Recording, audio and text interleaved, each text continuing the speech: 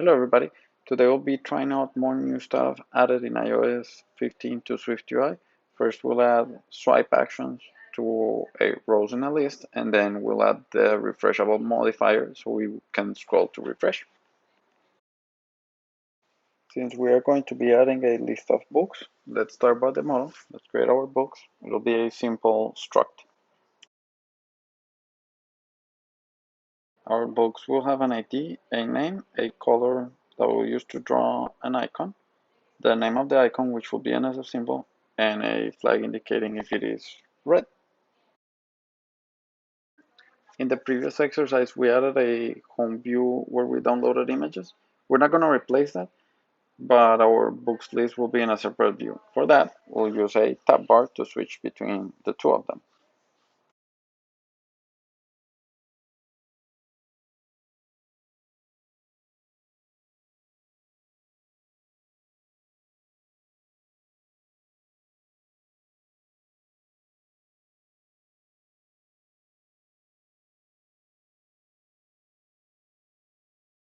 There goes our tab. Now let's go to our books view and build the list.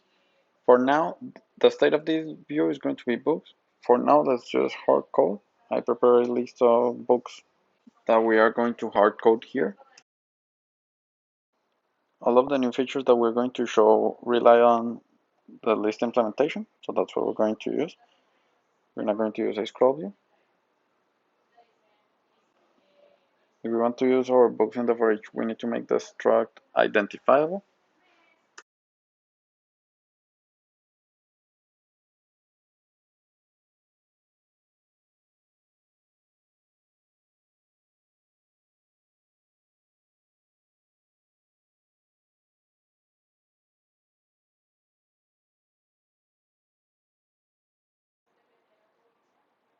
Okay, and here we have the simple implementation of the list. Let's improve the book row by adding the icon.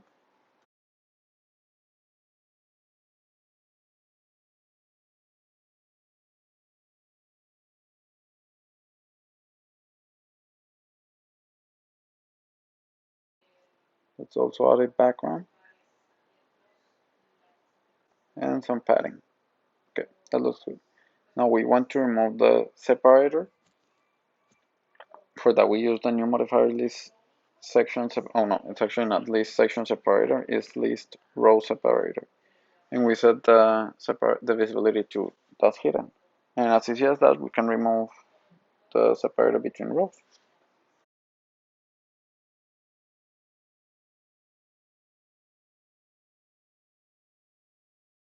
Remember that book has a flag indicating if it's red or not. Well, if it is red, we're going to display a book icon indicating that the book has been read.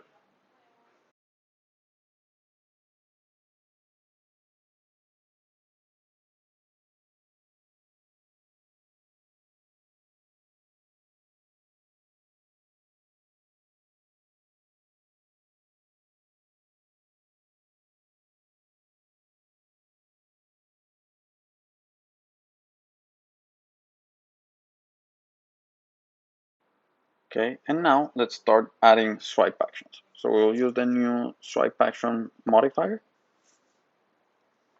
Here you just specify the content, which is going to be a list of buttons. So it says first a button to, yeah, let's delete first.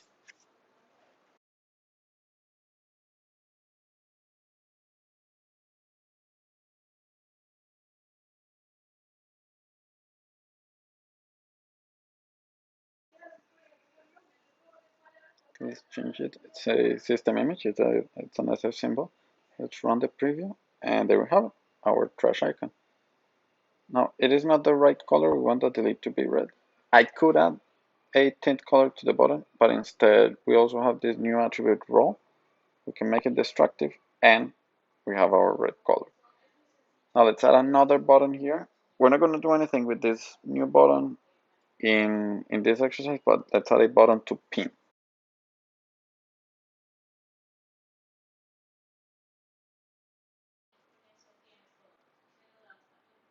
Okay, there we have our pin. Again, we don't want this button to be gray, so we will add change the color with the new tint modifier. It's gonna be orange. Let's run it again, and there we have our pin button.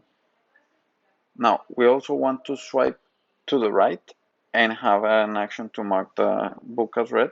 For that, we add again the swipe action modifier, and this time we use the edge attribute to specify that we're gonna be swiping from the leading edge.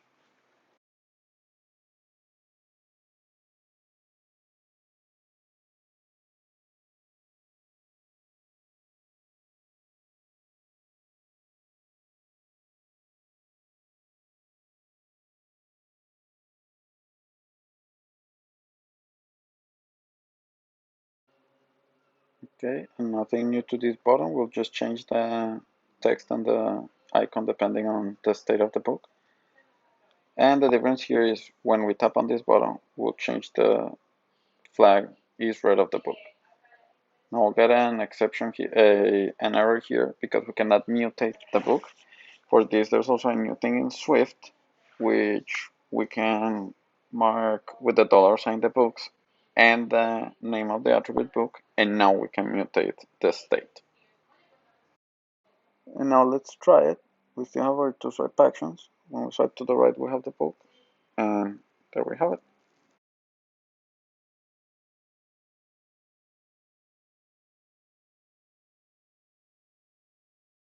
That's it for our swipe actions. Now what we want to add to our list is a scroll to refresh. For that, we will use a refreshable modifier. But before doing that, let's move these books to a service that we're going to simulate every time we refresh. We will call that service that will return us that list of books. In our network service, we will just add a new method that will return these books. We will again simulate that we're doing a network call by using thread.slip. Let's also create a book service. We will call this network request, this mocked network request. We will be using the new Swift new async.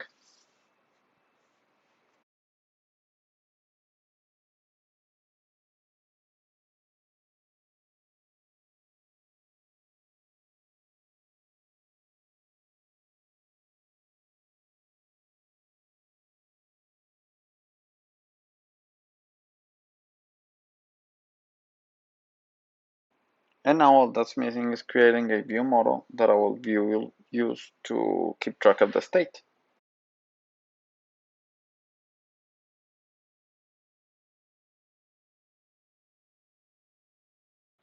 Our view model will have a publish bar of books.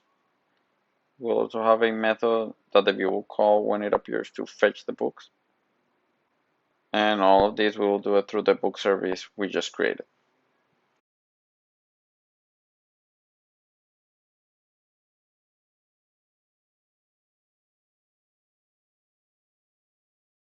Since fetch books will be called from the main thread by the view, we will create an async task where we will await for the book service to return the books, and then in the main actor, we update the publish variable.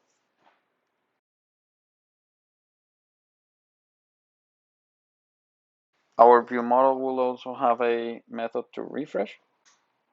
And let's also create a publish variable to indicate if the view model is refreshing. We'll use this later on.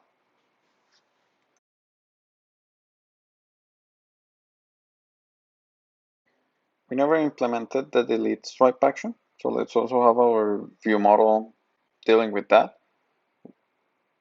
The view will pass in a book and we'll remove it if we can find the index of the book in the collection.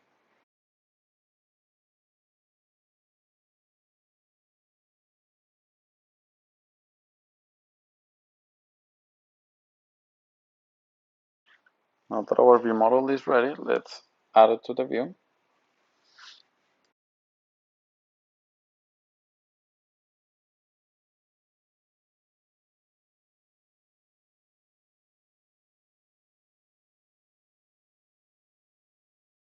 The body of this view is getting a little bit big, so we will separate this into different variables. while the state is loading at the beginning, I also want to show a progress view. I don't want to show an empty list. So we'll create a content that will display different views depending on the view model state.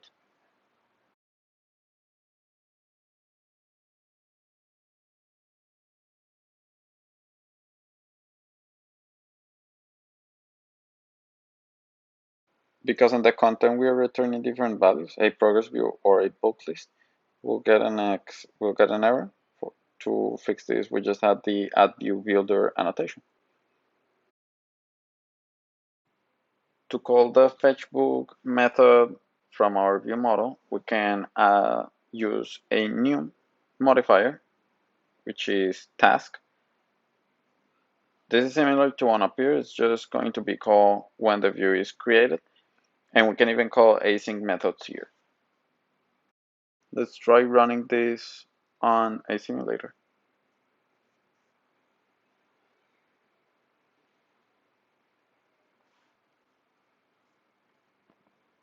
Okay, we have our continue and we have our books. The navigation title isn't changing, which may be due to how I am implementing the navigation link, but we'll deal with that later. For now, let's just add the scroll to refresh. And for that, it's very simple.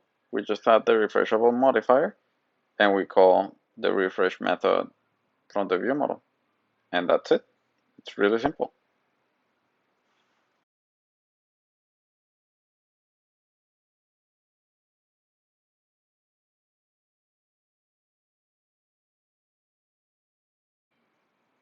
Okay, so here we have our books. Notice that now when we scroll, there's this progress view in the background. Let's mark these books as red. Let's delete some of them. And let's refresh.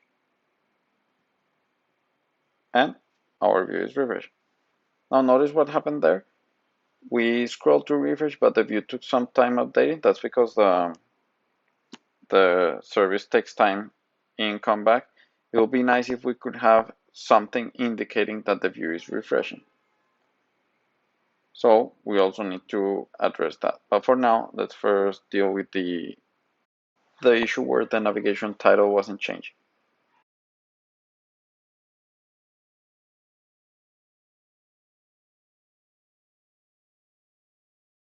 Okay, so the navigation title was actually a symptom of an underlying issue, which is we were pushing to a tab view. That's not a normal behavior that you should be doing. Instead of using the navigation link, we're going to be using our app to determine what view we are presenting. We will use this flag is login successful to determine if we show the login view or if we transition to the tab view.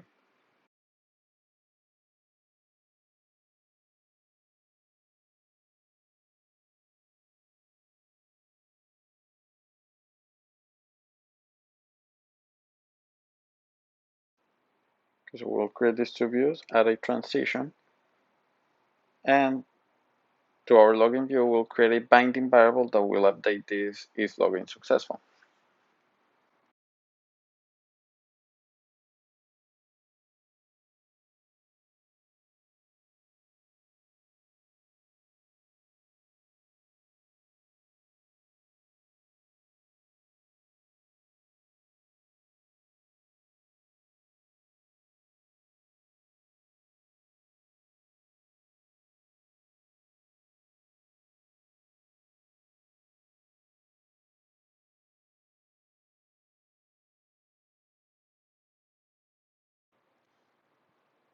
Okay, let's double continue, and there we have it.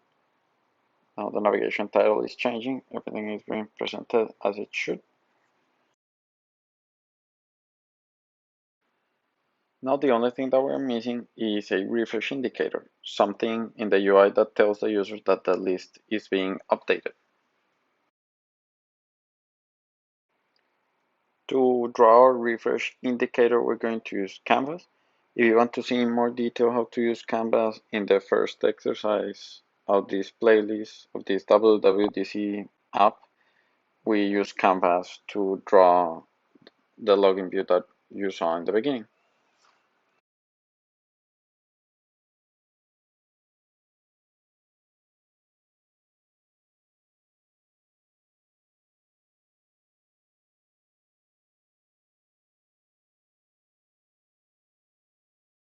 Our refresh indicator will be a rectangle that we will draw with path using the size of the canvas.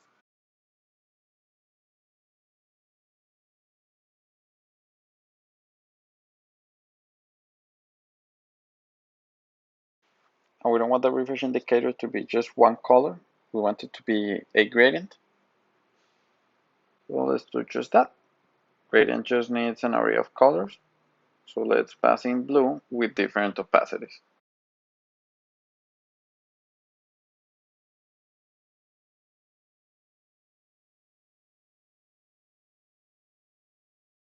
Then our fill method, instead of using dot color, we use dot linear gradient, which receives the gradient and a start and end point. Let's use as a start point 0 and then as an end point 1/3 of the width and see how it looks.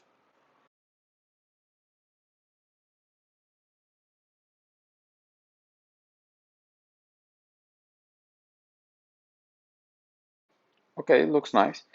Now, what I would like to do is have this gradient looping. So it will be moving from left to right, and it will be looping constantly, simulating something loading.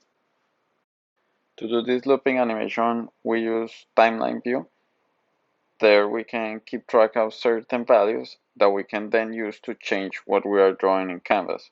This again, we did it in the first video of the playlist with the animations that you can see in the login view. For our animation, what we will do is calculate an offset using the date and the size width. And that offset is what we will apply to the start and the end point. Let's refresh the preview. And there we have our animation. It would also look better if this line was smaller. We just needed such a big height to see it ourselves, but yeah, it looks better with 5 points.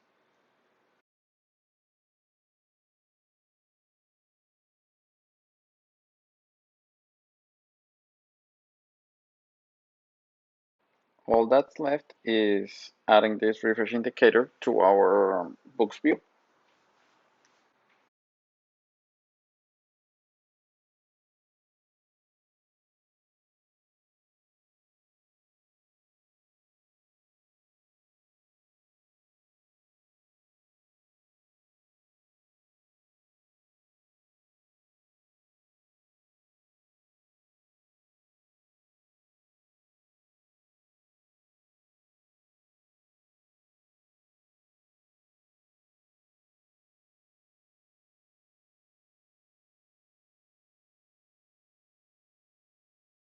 Let's run and see how it looks.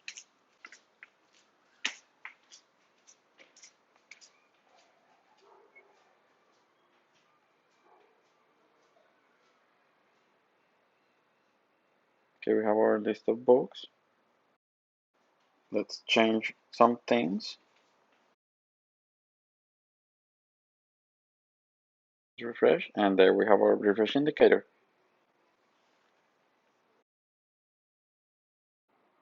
And that was all. With the new swipe actions and refreshable modifiers, we could make a even more powerful list in SwiftUI. Animating our refresh indicator turned out to be quite easy since TimelineView and Canvas work really well in tandem. Hope you liked it. Bye!